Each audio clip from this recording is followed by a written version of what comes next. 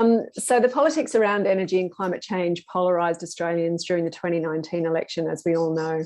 But a lot has changed since then, with increasing numbers of regional and rural Australians understanding that the energy system is changing quite rapidly and that now is really the time to act to take advantage of the many opportunities on offer for our regions. So I'd like to introduce the author of our latest report, our CEO, Dr. Amanda Carl, who will take us through a short presentation of the key findings of that report. Over to you, Amanda. Thanks, Emma-Kate. Hi, everybody. And I'd also like to start by acknowledging that wherever you're calling in from, we're all meeting on land that has never been ceded, land of the First Nations peoples of Australia. And I'm calling in from Yagara and Turrbal country here as well. I want to pay my respects to elders past and present. So I'm just going to share a presentation. So let me just share my screen, because I'm going to talk about a 50-page report, which has a lot of detail in it. I thought some slides might help us out. How's that? Can people see the slides? Yep, great. So, yeah, as Emma-Kate said, well, I'm presenting on a report called What Regions Need on the Path to Net Zero Emissions, which we launched last Thursday, to quite a surprising amount of media attention, which I really didn't expect. I think this is a pretty interesting topic right now, because what we're hearing a lot of different views about what's happening in the energy sector, and particularly how that's impacting on regional areas. So before I get into the report itself, for people who don't know us, as Emma-Kate said, we're a not-for-profit economic development agency, and we work with regional communities all over Australia that are dealing with different kinds of challenges. Most of this work over the last couple of years has been at the request of local government and industry in regional areas that are dealing with the changing energy system, and mostly around in coal communities. So we're known for the work on the ground, actually working with local government industry around planning and strategizing around how they manage these changes. But what most people don't know about is what we do with that information to try and leverage it to work with decision makers across government and industry. So we do a lot of background policy work for government, mostly at the state level. We also do work with energy company boards. So people who are trying to figure out how they manage this. And increasingly, we're also connecting investors and philanthropists to regional initiatives to help resource what's going on the ground. We also take what we're learning, and this is where this report comes in, to share that publicly to inspire people around what's happening and for them to take action as well. And we also do some training work with other civil society organisations like environment groups and unions and others around how to work effectively with communities. This report didn't start out as a research project. I've got to be upfront about that. Over the last year, we've engaged we've had over 600 participants in a range of different activities that we've run across Australia. And what happened was I noticed that I was hearing the same 5 themes come up across all of these activities. But interestingly, they were very different themes to what you hear in the media or our political leaders sharing. So at the end of last year, I felt a bit of a responsibility to kind of capture what we were hearing, to present that in a way that could get some of those regional voices into the national discussion about the energy and climate futures. So I went back through all the activities we've done, all the notes, a little bit pieces of butcher's paper and sticky notes from a range of different events, like the Central Queensland Energy Futures Summit, which we ran in Gladstone last April, an International Energy Transitions Roundtable we had with 45 people from Poland, Germany and Australia. The work we're doing with the Gladstone Regional Council was to develop a 10-year roadmap. Workshops we'd run around how do you talk about transition with community members, but a whole lot of other interviews, surveys, meetings and panel discussions that we'd been part of as well. So all of this work was then supported by lots of different people, because it was different pieces of work that I'm drawing on.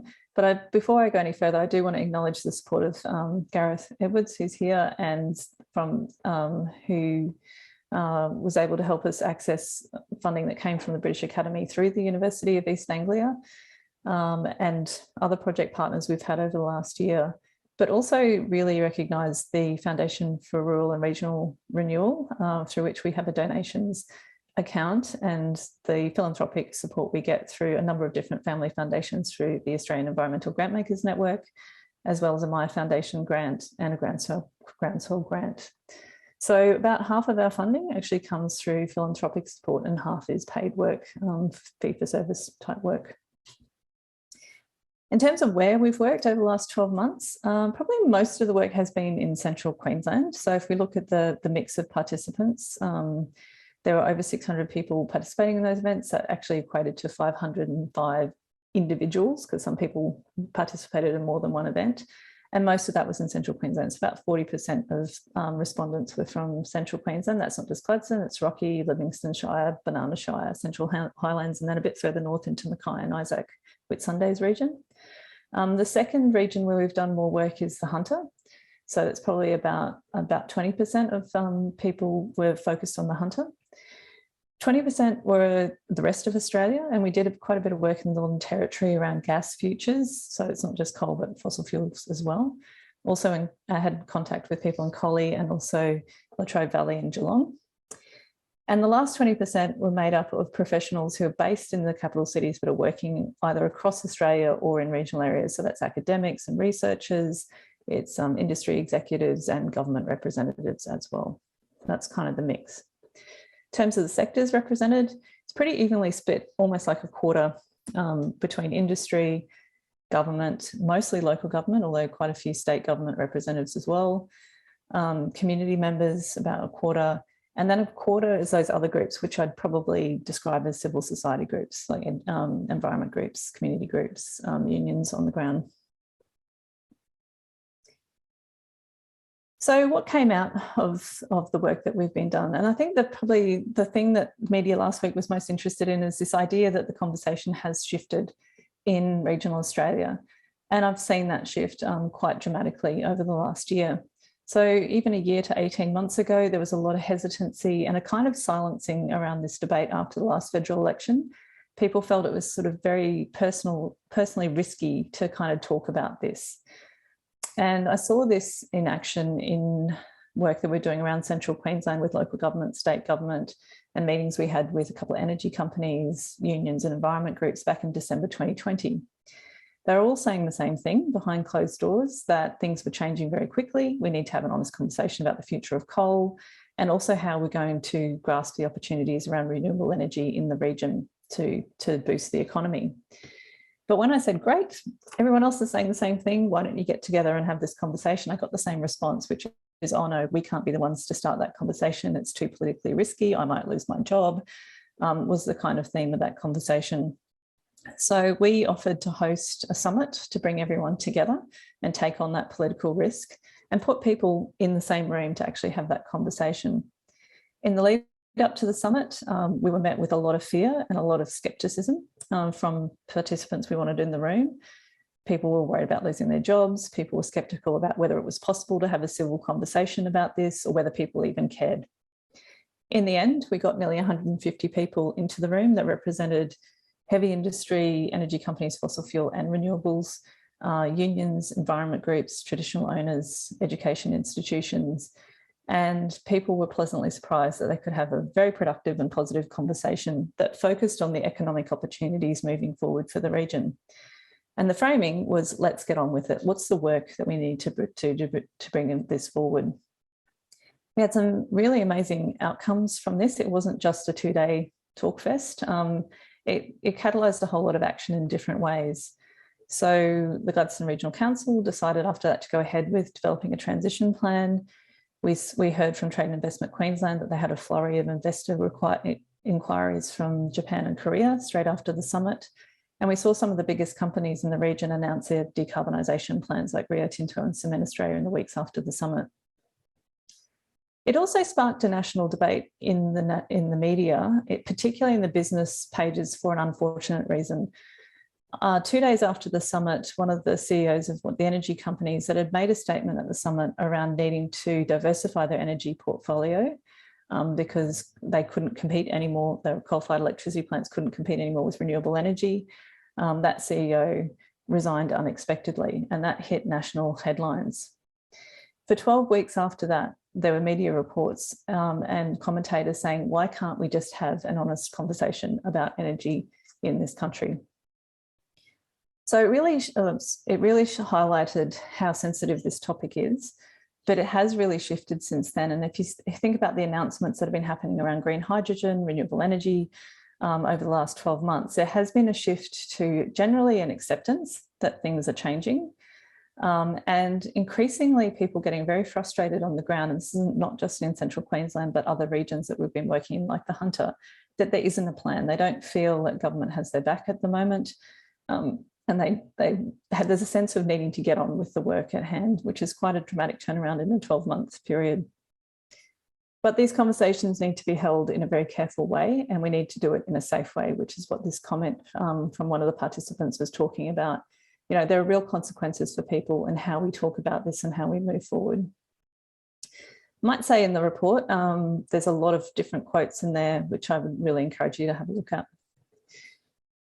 So why has this shift started to happen? And I think there's two parts to this. One is that the risks of not acting fast enough have become real for regional areas.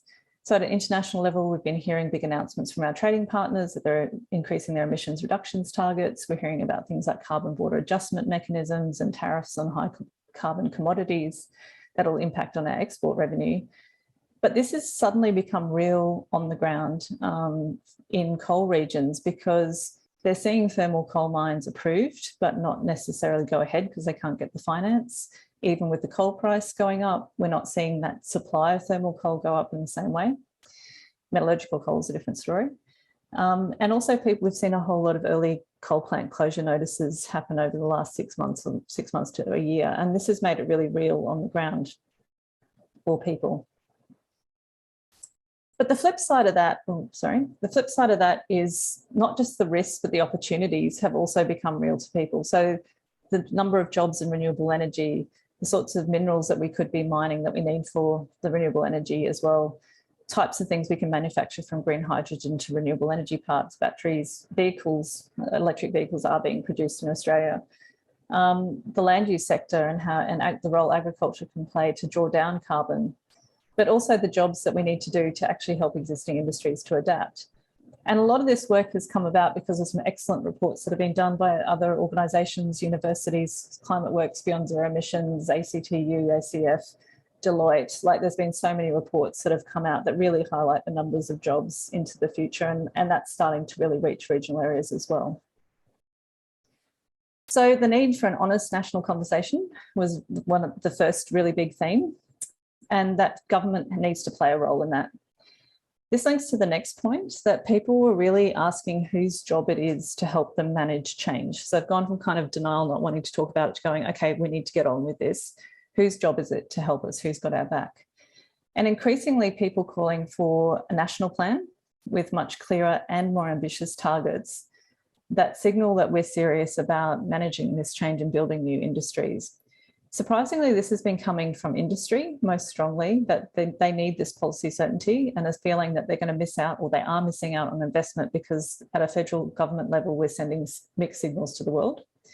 But they're also advocating for new regulations that actually are fit for purpose. And this really surprised me when it's industry calling for regulation. But they're coming up against a whole lot of problems because we don't have regulations that are up to date and fit for purpose. You've got companies working in 3 different states, like renewable energy companies, dealing with completely different requirements, for example, and that's causing hassles.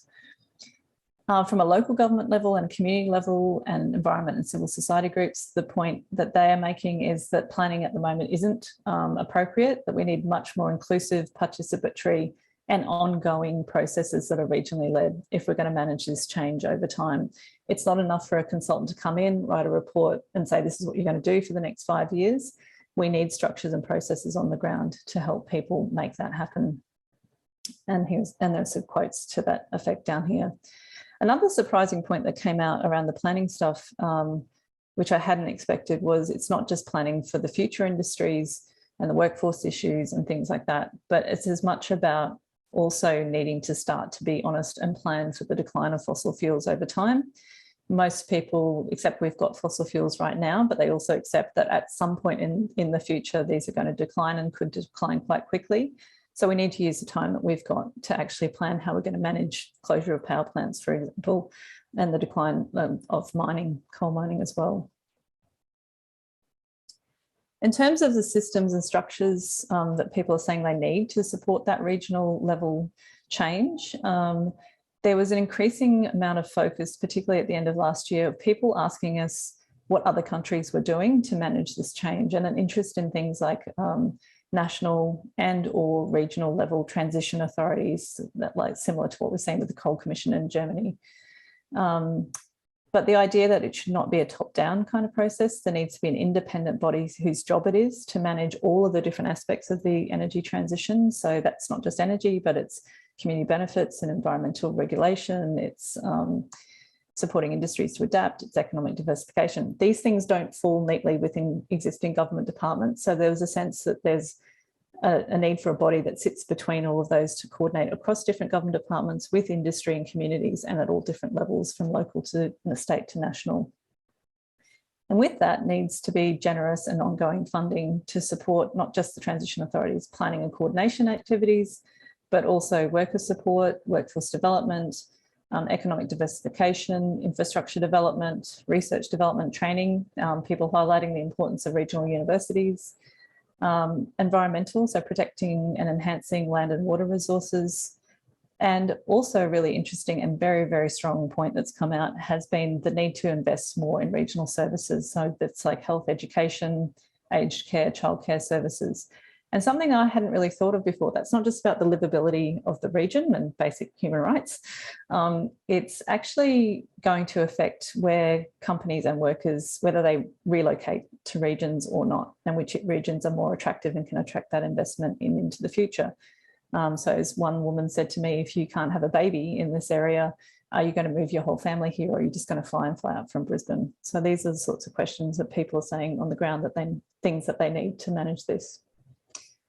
So just in summary, because I want to get to Q&A where I can get to what you're interested in, but the key points were that need for national leadership and an open and honest conversation, both in terms of the opportunities, but also the risks, and a healthy democracy where government is active in supporting regions to manage this change and lead planning, and a really strong sense that we just can't leave this up to industry, and industry players themselves saying they don't want to just leave it up to them. They've got a lot of restrictions on what they can and can't do, and they do need government to come to the table.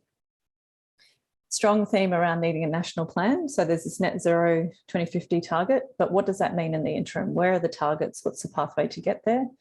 And how do we get that policy certainty and the right regulatory frameworks in place to support development, and good development that actually supports regions and communities can benefit long term? We need place-based ongoing planning and coordination, and transition authorities can play a role in that. But we also need the funding that can actually meet that. And that doesn't necessarily mean new funding. It's how do we tap existing funding, but also look at the funding that has been generated from the resources sector, and if that can go back to the regions that have generated it. And just to finish off before I hand over to Gareth, I just wanted to acknowledge, like, I'm the one often presenting on this stuff, but there is a very large team of people who've contributed to this work in terms of facilitating and organising things. Like there's the Next Economy team, but we also have a Transitioning Australia group of people from regional areas who help. And our board members are also often very active in supporting us as well. I also want to acknowledge the work of Sharon Franz, our graphic designer, and also the Climate Media Centre, who have really taken the report and done an exceptional job at getting national media attention on this work. And also Karen, Sarah, Khan and Melanie, who were spokespeople for the report last week as well. So I just want to thank everyone for their input into the process. And on that note, I'm going to finish up, and I'm going to hand over to Gareth for a few comments.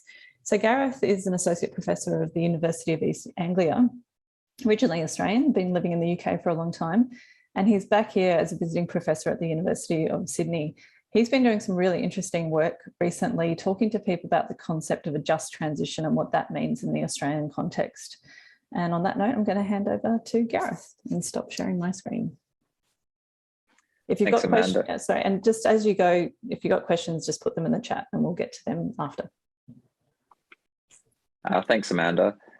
So as Amanda said, I have been leading a project funded from the UK's Department of Business, Energy and Industrial Strategy, actually through the British Academy, on the idea of just transition. And the context for this was the UK's hosting of the Glasgow Climate Conference at the end of last year.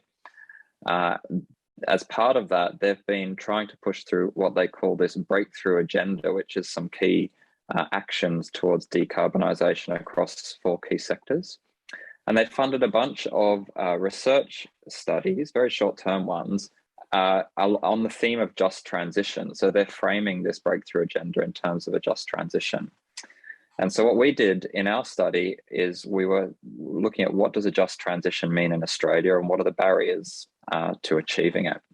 So just 4 quick reflections that hopefully you'll see really dovetail really nicely into what Amanda's been talking about through her longer term work with communities, her and the team at Next Economy. And we were really pleased to be able to support her report for that reason. The first thing that I feel like I probably don't need to tell people in Australia, but I always have to tell people elsewhere, is that Australia really has 2 coal industries. It's got the domestic power generation industry and it's got the export-oriented mining industry, and they're fundamentally different things.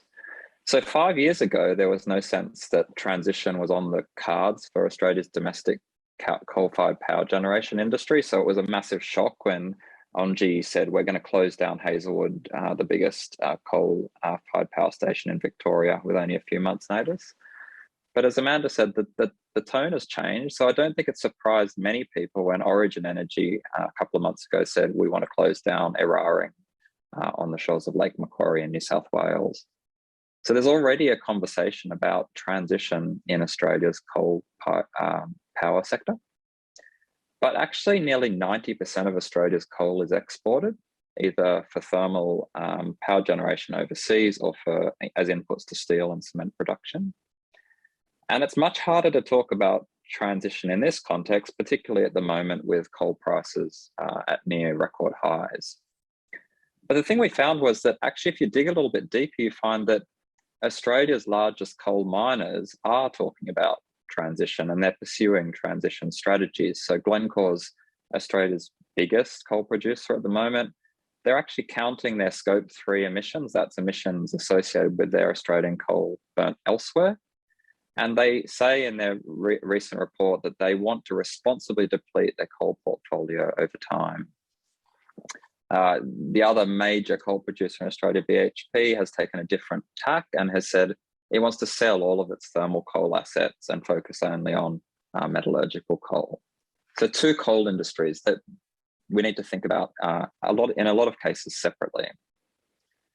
The second thing was our project was framed in terms of just transition and what does it mean? And the first thing that we heard when I started talking to people is no one wants to use the term in Australia. It's very problematic. It's even toxic in regional areas. People who are invested in the ideas about a just transition don't want to use the term.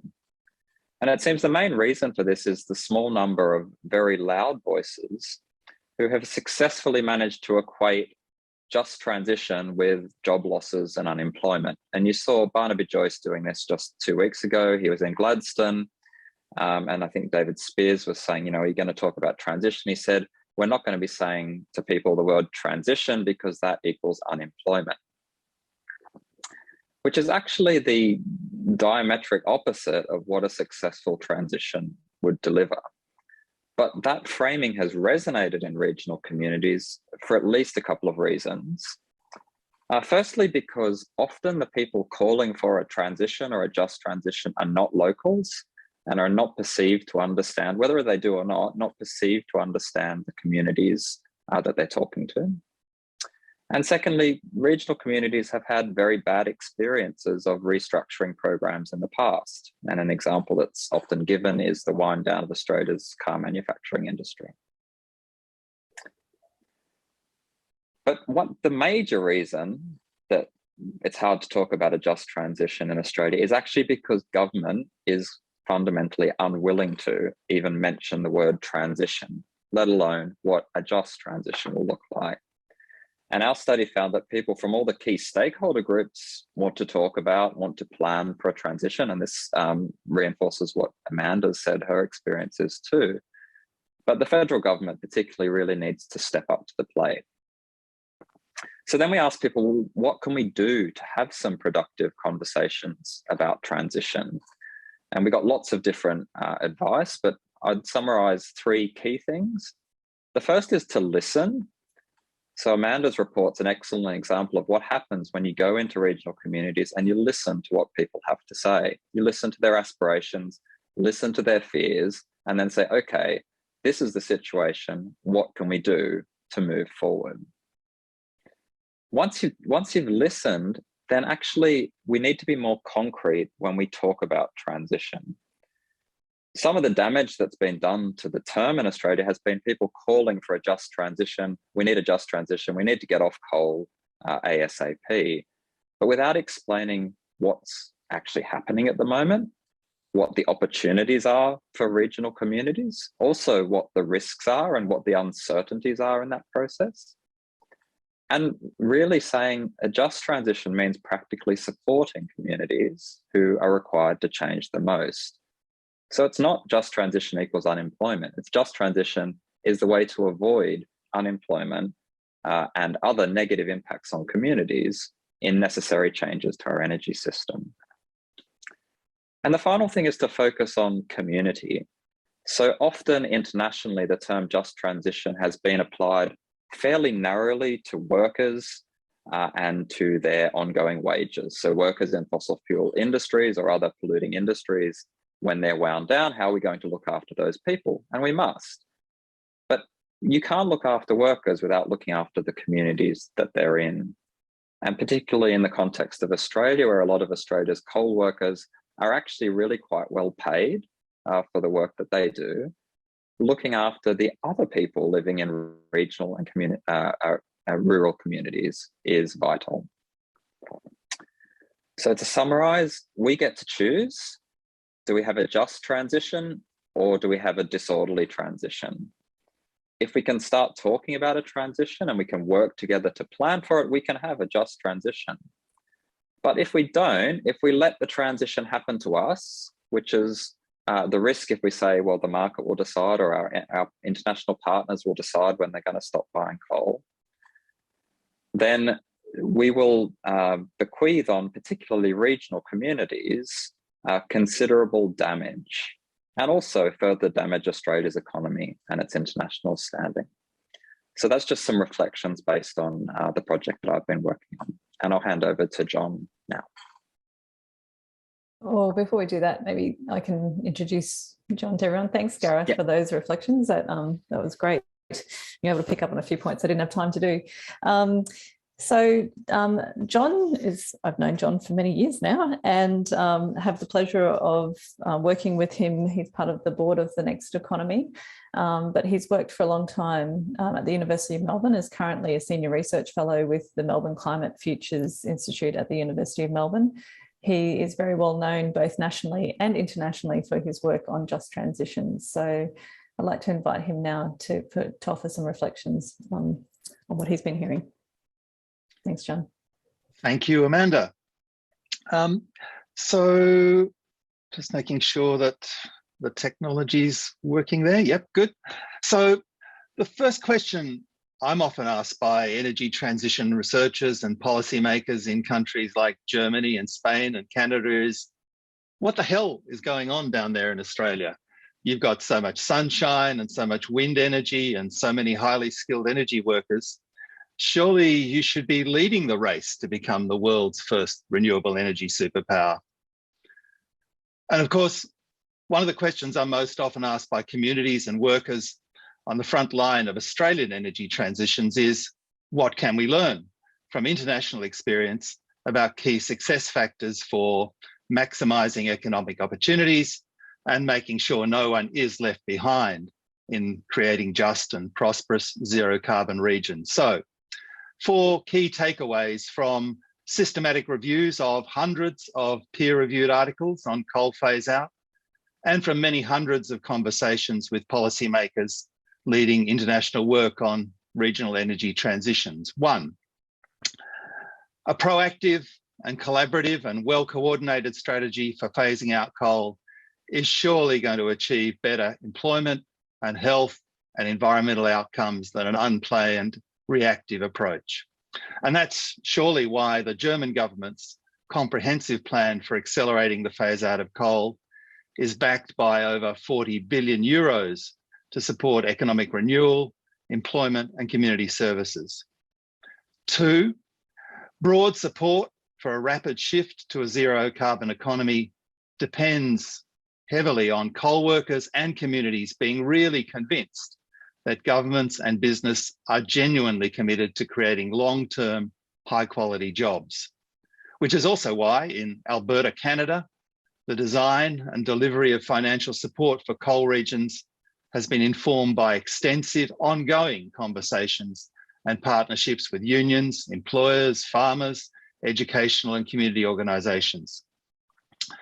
Three, well-planned, well-funded re-employment, retraining and early retirement programs are important, but they need to be really closely linked to long-term economic renewal and diversification policies which build on regional strengths, are informed by local knowledge and experience. And so the government of Spain, for example, strongly backed by unions and employers, has announced a 10-year, 250 million euro Plan del Carbon for green industry investment, employment and environmental restoration programs in mining regions.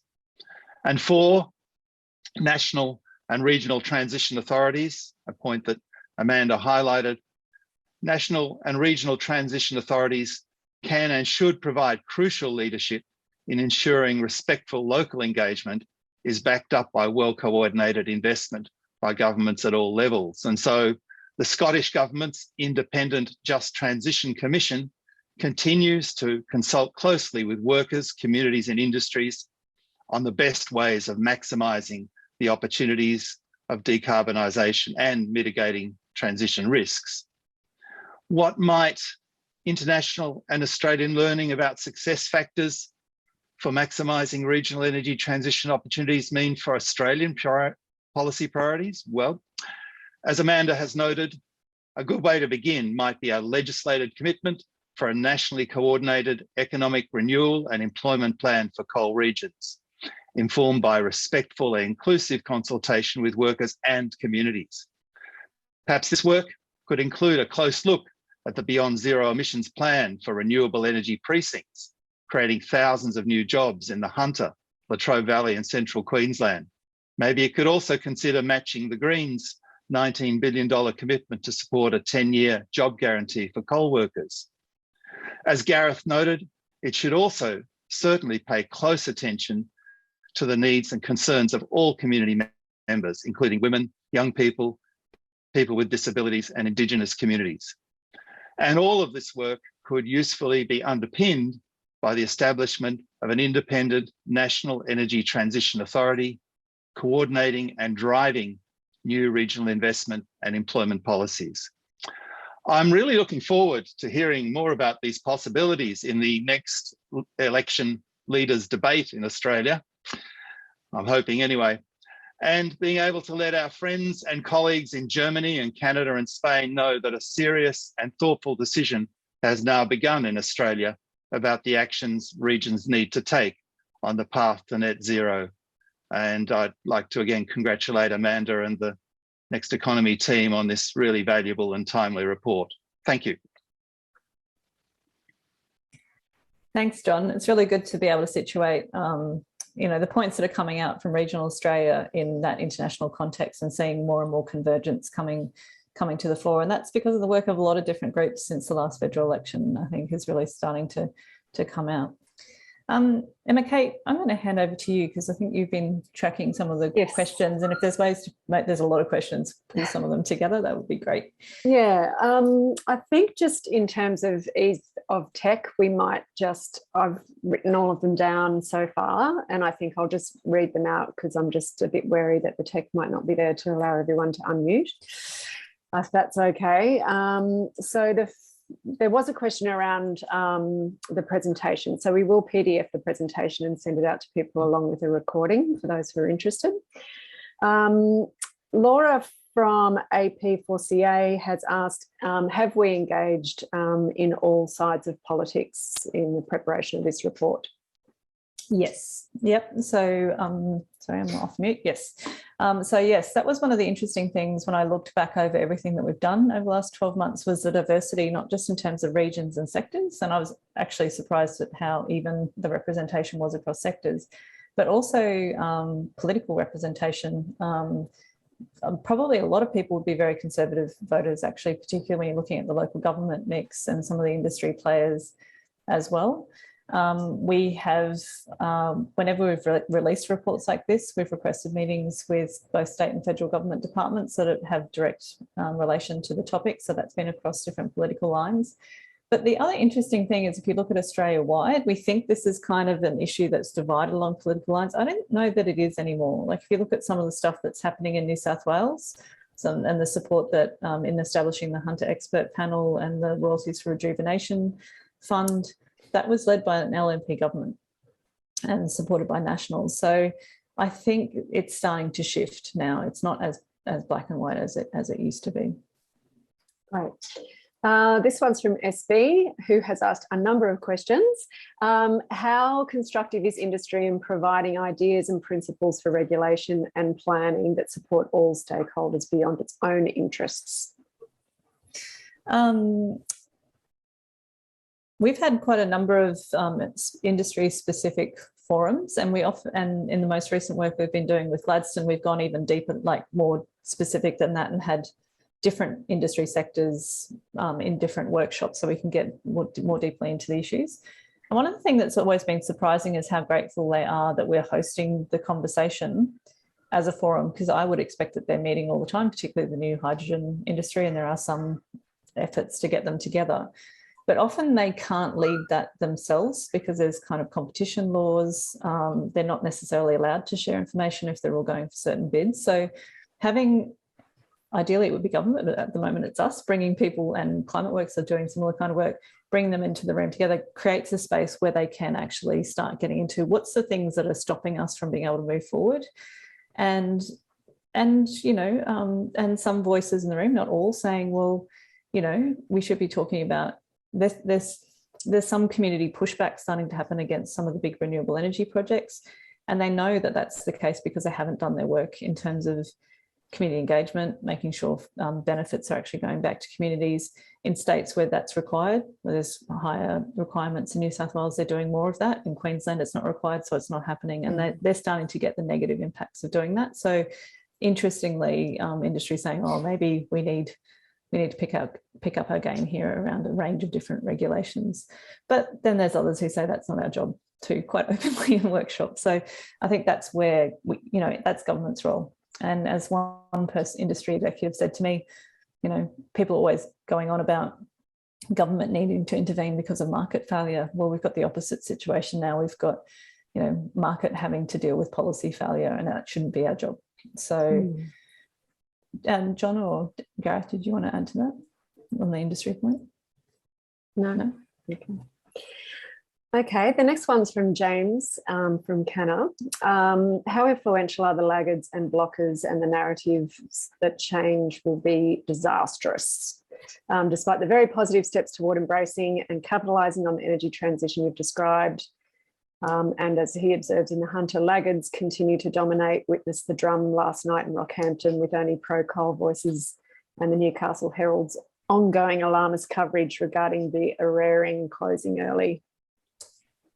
Yeah, although I'm going to stand up for the Newcastle Herald, they've also released some really great stories recently around the range of things that are happening in transition in the Hunter. It's interesting. I think there's two things I've noticed over the last year. So maybe 18 months ago, half the room would have been saying, 18 months to 2 years ago, particularly before the fires, at least half the room would be kind of at the workshop we'd be running saying, do we really need to talk about this? Coal's here to stay for the next couple of decades. Oh yeah, we've got to deal with this renewables energy stuff. But there was kind of no questioning around the coal future, probably about half the room on average. now it's very much a small minority, and who will feel confident enough to be saying that. Most people are like, oh, of course change is here. You can see it in the landscape in terms of renewable energy. People are now saying, well, coal at some point is going to leave. They're not saying now, but they are saying at some point into the future. But the second thing I've noticed, and this has been very recent, actually, it's been during the last couple of months. I don't know if it's related to the election campaign or not, but I have noticed a different kind of narrative coming through. So before it was kind of denial, we don't need to talk about this.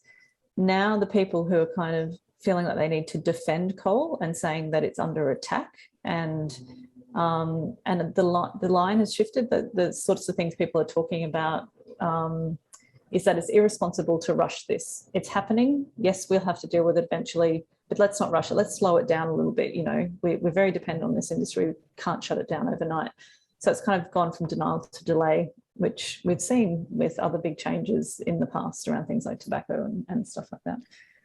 John, did you want to say something? Well, it was more a question back to you, Amanda, as well. I was interested in some things you were saying about the way in which the media has responded to this particular report. And as you said, it got lots of coverage and radio and TV and so on. And I think you were saying that it's perhaps been the range of media have been a bit more open to this messaging and this communication in the past. Is that true? If so, it seems important. I can only go by my own experience, but yes, like last week, just to give people a sense of, I really didn't expect much media attention. I thought there would be some. We did hear, trying to place an op-ed from the big national newspapers, that they didn't think climate and energy was an issue during this election, which is the opposite to what all the polling, including Vote Compass, is saying, that this is the #1 issue for voters. So that's interesting in terms of the media. But the other thing was, we ended up with 12 live radio interviews on Thursday. I did 12 hours straight of radio, and well, in 10 to 20 minute grabs. Also, the interviews, instead of being 3 to 5 minutes, were between 8 to 15 minutes long. The shortest one I did was 8 minutes. We also got 4 live television interviews, including 2 interviews with Sky News, and 330 separate news articles across different platforms. That's amazing. And what was interesting was how much the journalists, including conservative news outlets, were saying it was refreshing to do the story and just actually get back to common sense with the kinds of themes that they were saying, to actually just move the conversation along. And that to me is the same sort of sentiment I hear in the room. It's like, well, things are moving. Let's just get sensible and get on with it. Is kind of that vibe. But there's a long way to go. It's not a given, and you can't just say this is a linear process that moves in one direction. There's going to be inevitable kind of pushback if this becomes more normalised.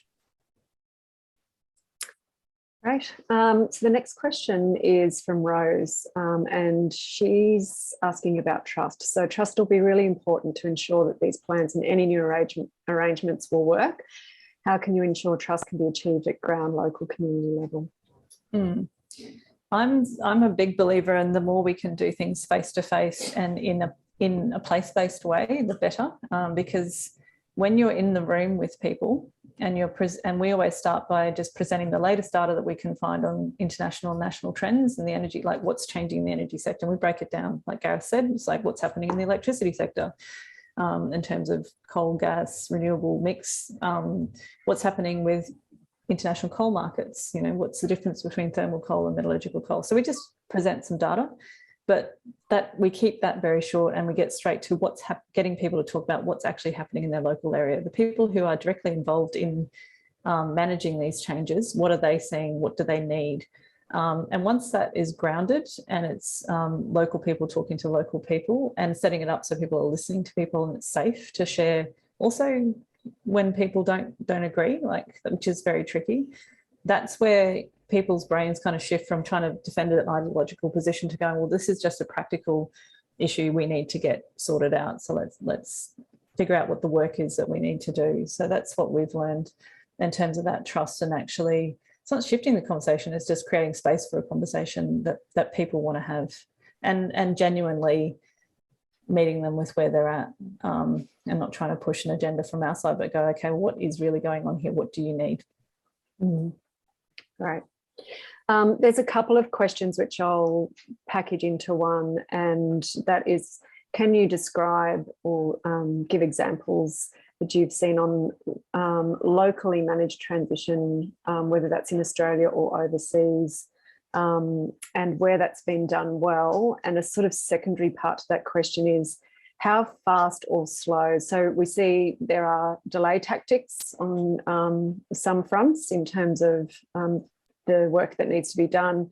What difference is that going to make to regions if the transition itself is delayed or blocked or slowed down compared to a sort of orderly, fast, rapid transition? Yeah, I'll take the second part of that question first. The thing that I'm most worried about is that even if you're talking 2050 net zero, which we know is too far away for the climate science, the latest IPCC reports were very clear. We need to peak fossil fuel use within the next 3 years. We need to phase out coal use within the next 10 years. And that's like around a 2-degree scenario. So that's your measure. We've got a lot of work to do. That's one part of it. The other part of it is the world is moving very quickly around seeing this as an economic opportunity to kind of get the first mover advantage in building things like the green hydrogen industry or renewable energy parts. And customers are looking around the world right now going, where are we going to get these green products from that we've committed to doing? Because they've got much higher ambitions than we do around emissions reductions. They're looking now, if we can't get our act together to build those industries, to train up the workers, to build the infrastructure that's needed to support those industries, we will miss out. And those decisions are going to be made in the next 3 years. International investors, I've heard them say, we don't know if Australia is serious about this. When you've got this toxic politics and the policy has been changing so much, are you a safe bet to invest into the future, into decarbonisation initiatives? So that's the bit that I'm worried about, is that we'll miss the boat around actually being able to replace those coal export revenues down the track if we think we can keep coal and gas going and just do this other stuff. And plus the technical side of things, like you can't actually keep pushing renewable energy into the system unless you actually ramp down coal. Like it's just a technical issue around transmission and what the grid can take. So that's the second part of the question that I'm worried about, and that will just lead to more division if people are getting these mixed messages all the time. And the first part of the question was good examples. I'm going to throw to John because this is something he's an expert in, rather than me continuing to talk. Well, I think the point is that there are now hundreds, thousands of really good examples of local transition, local communities working on both how the phase out questions, but also, if you like, the opportunity questions. Two quick points on this. One is I was on actually a call last night led by the European Commission with their Just Transitions Roundtable. And these were local communities in Poland, in Greece, in Eastern Europe. And, these are people, of course, they were talking about how difficult things are at the moment, with millions of refugees and Ukraine and so on. But the enthusiasm and the passion and the thoughtfulness going on in terms of just transition, regional transition initiatives across Europe was really, really striking. And without going through hundreds of those in detail, maybe, Amanda, we can talk about putting some resources up via the Next Economy website with some links and so on. That might be a good way to do this. But I think, the last comment to make, however, is that, and all these people, for example, on the call last night out of Europe were saying, yep, local initiatives, fantastic, really important, but it really must be supported by national leadership. And, I think, Amanda, you said that's the ingredient that's really missing in Australia, and it's the ingredient we really need to see to maximise the benefits, the work that's happening locally. Absolutely. Gareth, did you have any thoughts that you wanted to throw in at this point? Really just to add that the challenge, the national leadership issue is a major challenge, because as much as regions or local governments try and plan for a transition, they're always affected by their connections to other places. So, you know, a transition in Australia, particularly if we're thinking about the export coal sector, involves changes in other parts of the world as well as other parts of Australia. So I think that the temptation has been to wait for, say, Japan or Korea to stop buying our coal and then say, oh, well, now we need to think about transition. But when they do that, it will be too late for the communities whose economies are fundamentally intertwined with that industry. Whether that's the Hunter, whether it's the several coal basins in Queensland. I mean, most of Australia's export coal comes out of New South Wales and Queensland, almost all of it. And if you can't actually, you know, there's a need to get ahead of the ball here. So I think being able to talk about transition is really the first step. And I was struck with our project that everyone wants to talk about transition, but everyone's scared to use the word transition in case, and it comes back to this question about the balance of the laggards in the media voice. So there's a few very loud voices, political and media voices, who say we can't talk about transition, we mustn't talk about transition, which is actually poisoning the whole debate. We actually analysed about 350 media articles over the last 10 years in Australia, which mentioned just transition.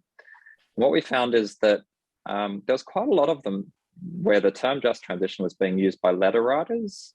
So the idea of a transition and a just transition was coming out of the community. Then there was a whole lot which was sort of reportage. They didn't have a strong negative or positive bias.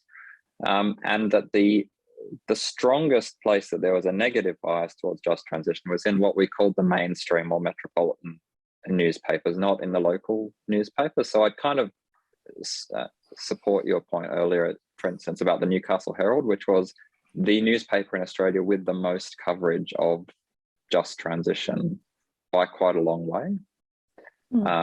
Yeah. Okay, great. And Emma Kate, were there some other questions? There certainly are. This one's a good one.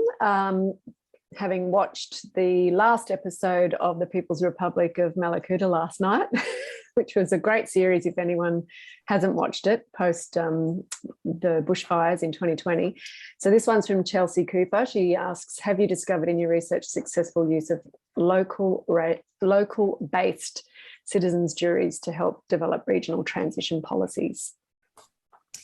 Great question.